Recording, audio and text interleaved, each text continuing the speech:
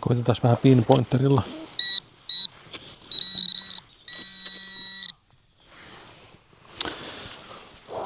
Näyttää ihan hopearahalta. Reuna näkyy tossa. Onko se hopearaha? No niin, morjesta. Vappuaamu. Ja nyt jo pellolla. Kello on 7:30 ehkä tähän aikaan. Ja syy on tässä takana. Mä tulin tälle pellolle sen takia, koska tää on aikaisemmin ollut heinäpeltoa ja mä oon tehnyt tästä tosi hyviä löytöjä. Tää ei ole kovin iso palanen edes. Tää on mukava tämmönen aamupala tässä vappuaamun ratoksi käydä läpitte. Ja tää on nyt tosiaan kynnetty. Tää on kynnöksellä.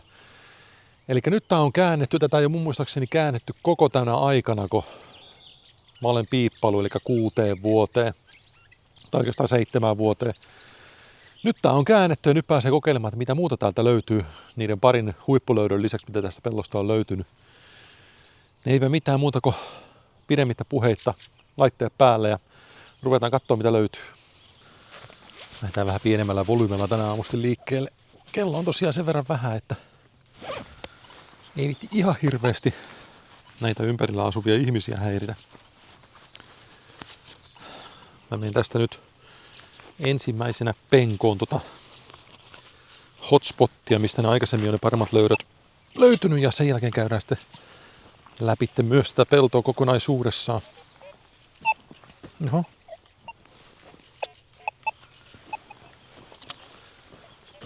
Tääkin on aika tämmönen hiekkanen pelto, niin tää menee tämmöiseksi tasaiseksi. Kun tää on kynnetty, niin tää on mukava piipata. Tässä pellossa on äärettömän paljon rautaa. Nostin diskriminaation 3, no ainakin alkuunsa. Ja tästä on myös musketin kuulia esimerkiksi löytynyt tosi paljon. Katsotaan millain tänään.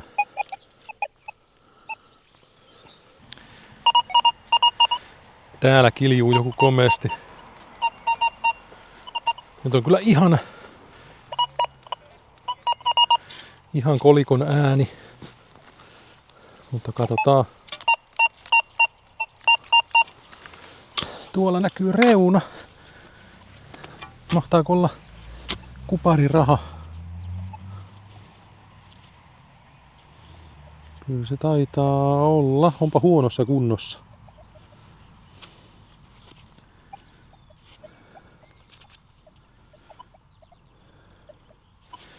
Mikähän kolikko tämä oikein on?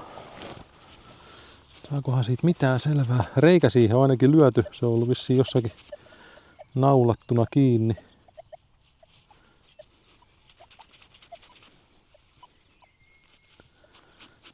Joo, ei tästä kyllä. Ei osaa sanoa, että mikä raha on. Tällä puolella on hiukan tuntomerkkejä. Tuolla jotakin kehätekstiäkin, mutta en osaa sanoa. Kupariraha kuitenkin. Taas hyvä ääni. Saattaisi olla kolikko, mutta voi olla myös esimerkiksi iso musketin kuula.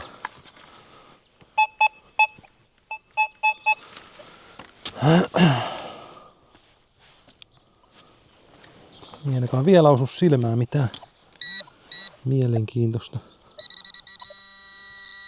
Tuolla. Kyllä se oli juurikin sellainen iso musketin kuula. Näitä on jo löytynyt tästä. Olikohan tää 3? Yes. Taas on hyvä ääni. Aika tommonen muskettikuulamainen, mutta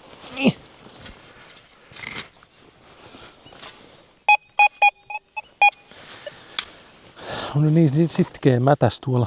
Onks tossa heti? Oh.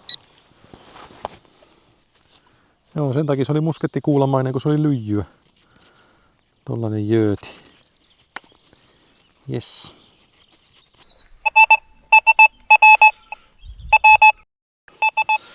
Täällä kiljuu nyt kovaa ja tuossako? Joo. Meinasinkin sanoa, että on aika pinnassa. Mikä ikinä onkaan. joku lusika. En tiedä, ei tarkkaan olla lusikan varsi, koska on niin ohutta. Mahtaako olla ihan hopeeta vai vähän niinku reunasta paistas kupari.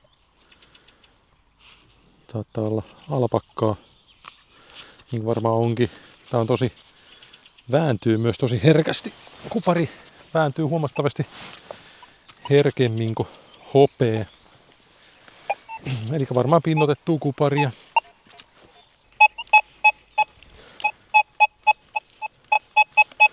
Nyt on taas hieno ääni. Tosi hieno ääni.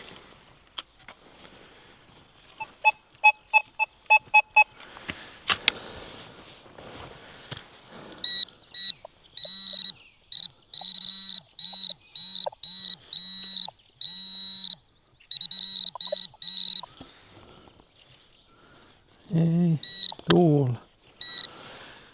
Iso musketin kuula. Näitä on tästä pellosta löytynyt myös paljon. Valujöötiäkin vielä vähän jäljellä. Eipä mitään, laitetaan laukkuun.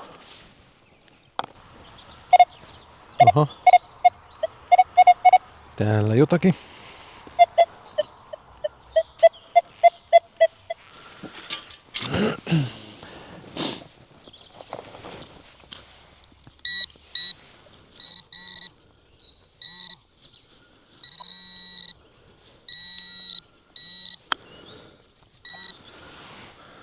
Siinä.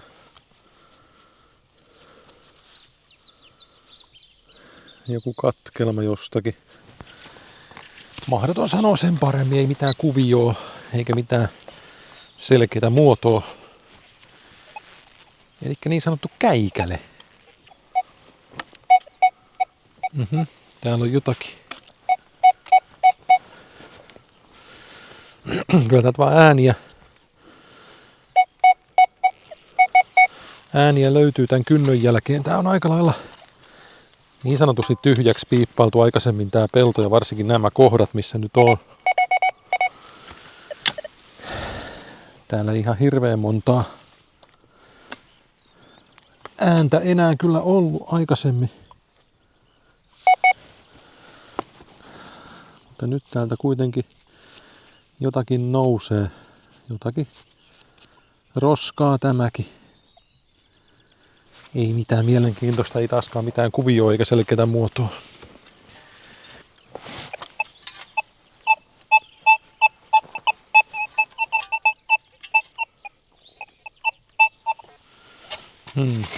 Vähän myös rautaa äänessä mukana, mutta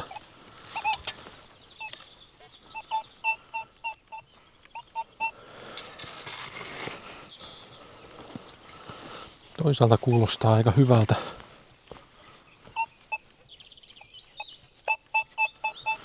Ehkä on vaan sitten niin syvällä.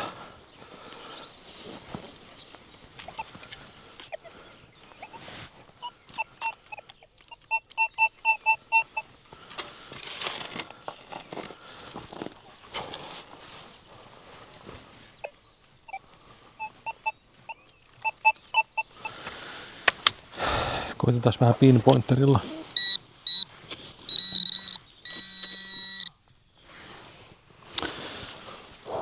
Näyttää ihan hopeerahalta. Reuna näkyy tossa. Onko se hopeeraha? On, mutta millainen?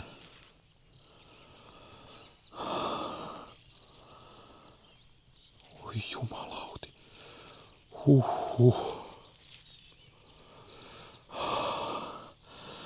Kattokaa vähän, mikä tää on.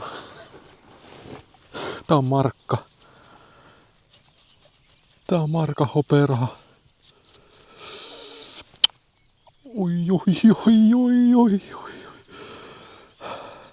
Just tän takia mä tulin tänne pellolle. Täältä on aikaisemminkin löytynyt yksi todella hieno hopeeraha. Ja nyt löytyy toinen. Missä kunnossa? Ihan loistava löytö. Mulla on itse asiassa tällainen samanlainen yksi aikaisemmin.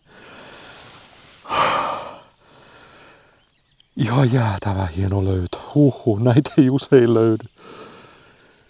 Ihan uskomatonta. Ei pysty huutaa ja karjuun täällä pellolla, kun sen verran vielä aikainen, että ihmiset itselevät, mitä täällä tapahtuu, mutta kattokaa vähän mikä raha. 1607 vuodelta.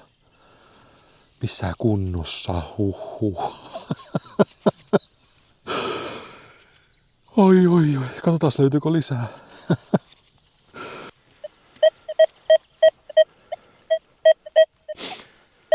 Täällä on nyt aika hyvä ääni.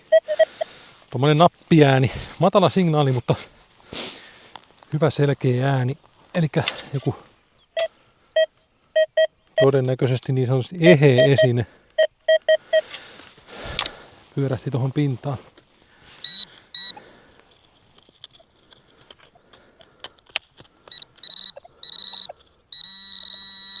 Tuolla. Pyöreä se ainakin on.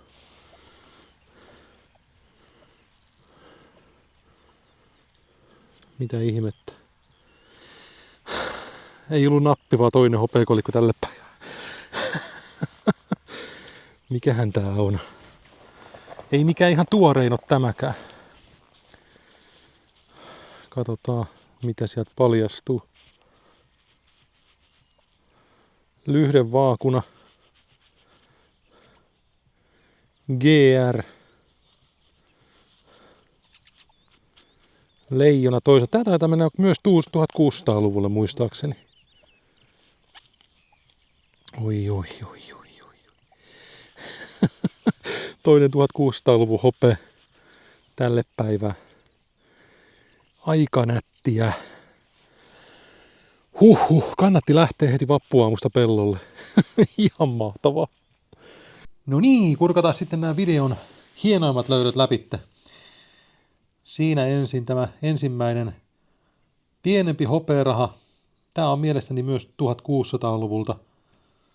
Katsotaan sitten, kun mä teen sitä Ilppari ja Frida sieltä vastailen, niin sitten tulee tarkka tunnistus, mutta joku öörekolikko 1600-luvulta todennäköisesti. Vielä en ehtinyt sitä sen paremmin tutkaisemaan, että mikä se mahdollisesti voisi olla, mutta sinne menee kuitenkin. Mutta sitten tämä 1 markan hopearaha 1607 vuodelta. Todella upea kolikko ja tämä puoli varsinkin niin hienossa kunnossa. Oikein kunnolla kohollaan nämä muodot. Todella mahtavassa kunnossa. Ihan uskomaton löytö. Tämä löytö on myös loistava osoitus siitä, että miten kannattaa tuommoisella kyntöpellolla mennä käymään, että vaikka siellä olisi aikaisemmin kuinka moneen kertaan käynyt hieromassa ja tuntuu, että se on jo täysin tyhjä, mutta sitten kun se käännetään, niin sieltä saattaa nousta pintaa, tai lähemmäs pintaa, tai asento muuttua niin, että se antaa signaalin, niin esimerkiksi tämän tyylisiä hopeakolikoita. Hauska juttu sinänsä, tämä ei ole ensimmäinen kolikko mulle tällainen, vaan mä oon joskus aikaisemmin löytänyt ihan vastaavan, joka on tässä. Tämä löytyi myös Porista, mutta ei löytynyt Ahlasista. Mutta niin kuin näette, tämä on myös markan hopeakolikko 1607 vuodelta. Vähän mä katsoin, että hiukan niissä on pieniä eroja. Tässä on esimerkiksi tuo valtikka on eri asennossa kuin tuossa tänään löydetyssä kolikossa ja jotain muutakin pientä. Eli ilmeisesti ei ole ainakaan samoilla työkaluilla lyöty, eikä varmaan sitä ihan samassa paikassakaan. Eli pieni ero niissä on.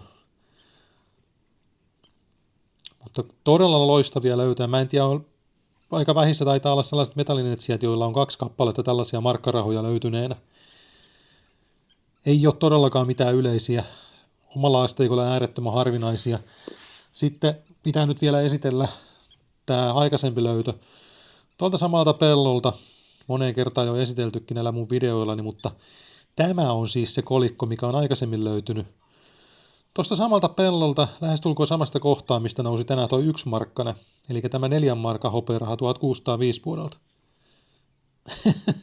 Että vaikka nuo on upeita löytöjä, niin tämä on kyllä vielä ihan omaa luokkaansa. Hirvittävän kokoinen lätty. Muistakaa, että vielä on rajoitetun ajan voimassa findetektor.com verkkokaupassa, niin Ramsundi-koodilla saatte -10 että jos haluatte hommata oman metallipaljastimen ja lähtee myös tutkimaan peltoja ja tekemään hienoja löytöjä, niin nyt siihen olisi hyvä mahdollisuus. kannattaa hyödyntää tuo etu. Se ei ole kuin rajoitetun ajan voimassa, eli jos vaan on aikomus hommata itsellensä myös metallinpaljastin, niin tuo etu kannattaa ehdottomasti hyödyntää. Eipä mitään. Tämmöinen video tällä kertaa. Ensi kerralla taas jotakin muuta. Pysyköhän kanavalla.